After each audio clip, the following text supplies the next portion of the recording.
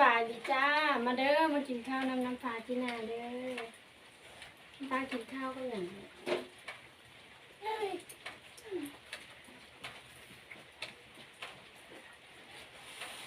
กายกินเท่าน้อยอ่ะบอกข้าวเลย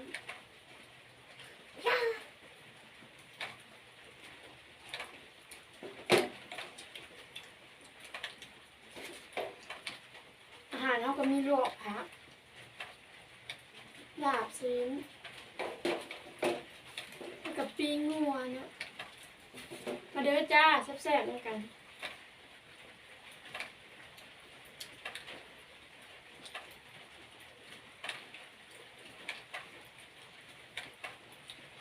มาน้อยกินพักก็ได้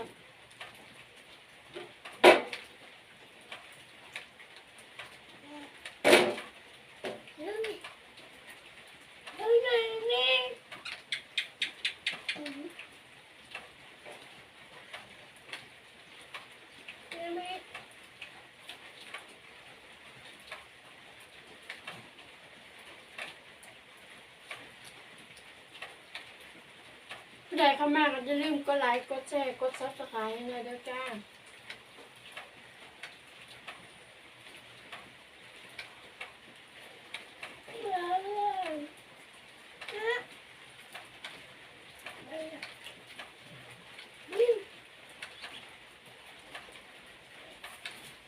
เดี๋ยวเอาตัวชิ้น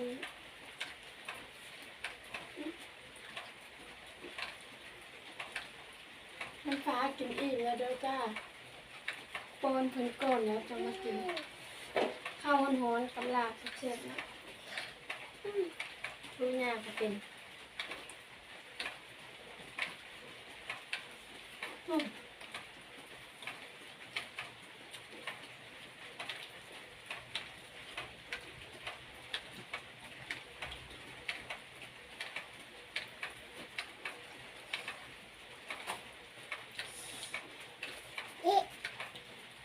ฟ้ามาเลย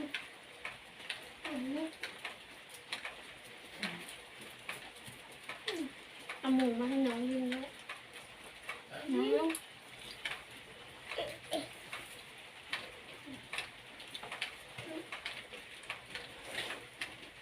จบกินข้าวด้วย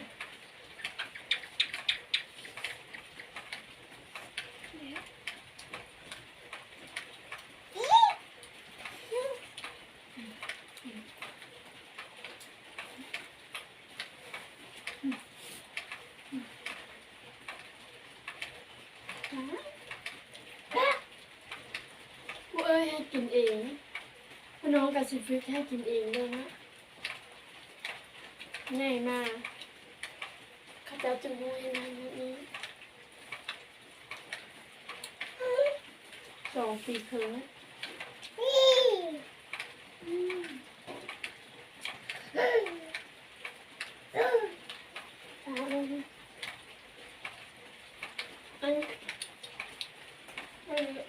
น้ำ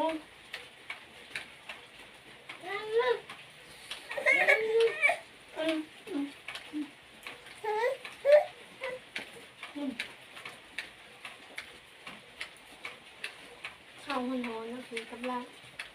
ปิ้งจะบอกว่ากินแต่ละ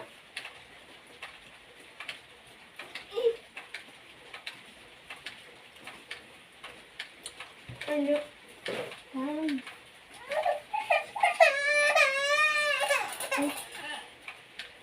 วนๆเลยเนาะ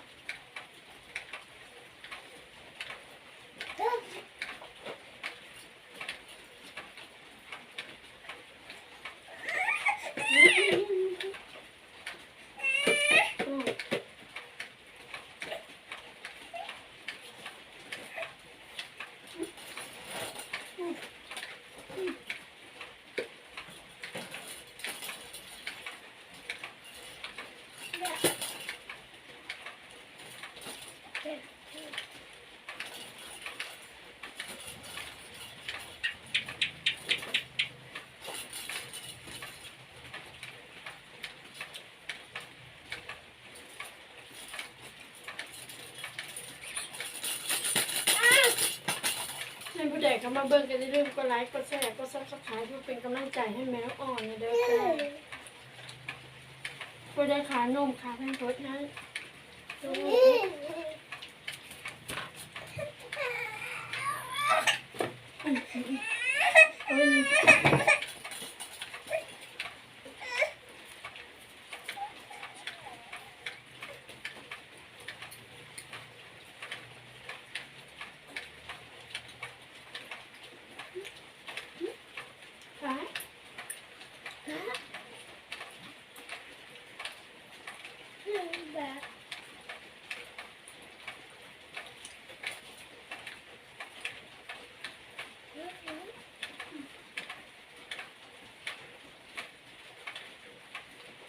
กินพักคือกับอาย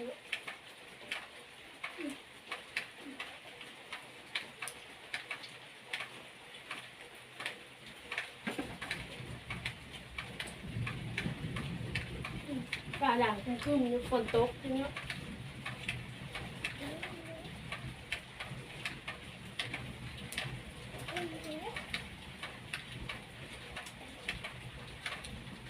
ป่ามันพี่ลูกมันมาเอาเนี่ย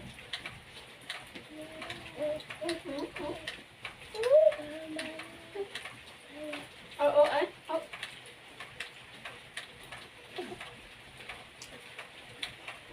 ทำดีไหมหาแบบนั้น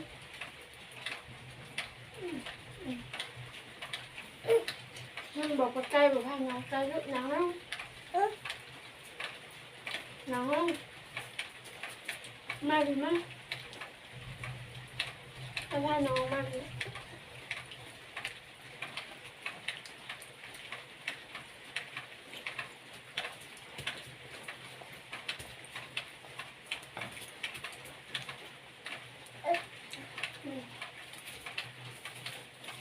ให้น้องมาดิ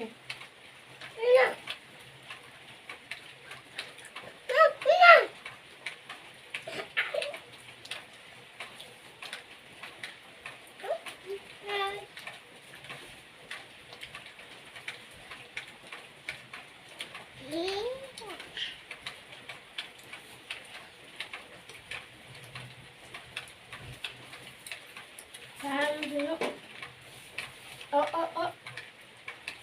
ดูน้องพี่ลูก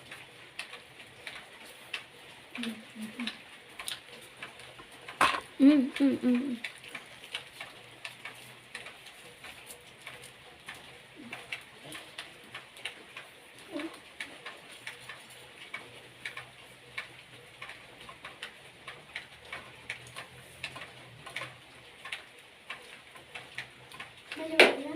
ทำผ้าน้องดีคืออิ่มแล้วของเขาอิ่มมากเลยใช่เลย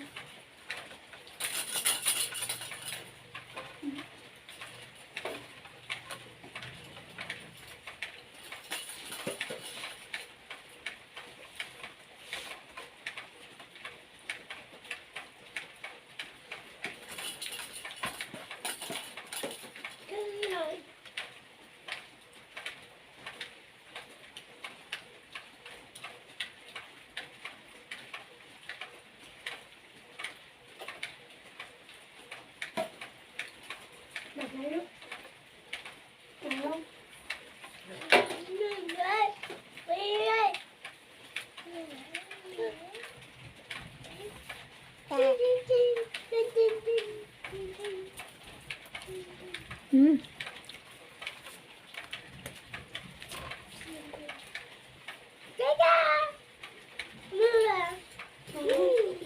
น้อง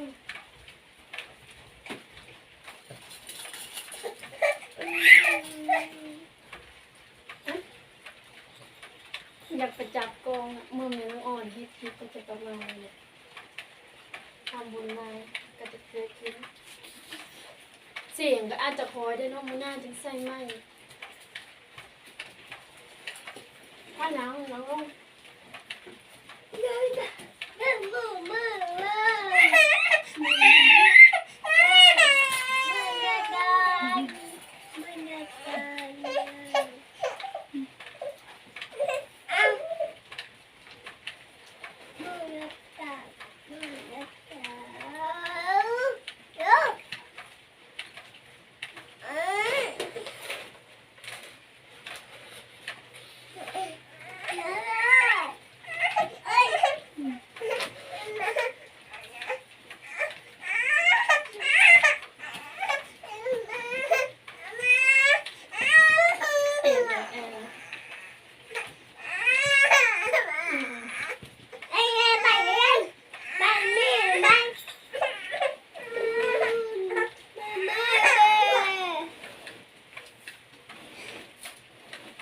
สำหรับคลิปนี้ก็สิได้ลาไปเพียงเท่านี้เนาะขอบใจหลายๆสำหรับผู้ที่เข้ามารับชมอย่าลืมกดไลค์กดแชร์กดซับสไครต์ด้วยจ้าสบายดี